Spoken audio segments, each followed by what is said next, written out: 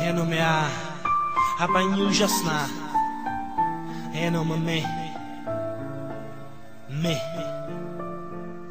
Každý den, než jdu spát, vidím tebe usínat, vnímat pocit. Asi bych si měl víc všímat noci. Moci mé není svěřené, abys byla vedle mě, i když toužím.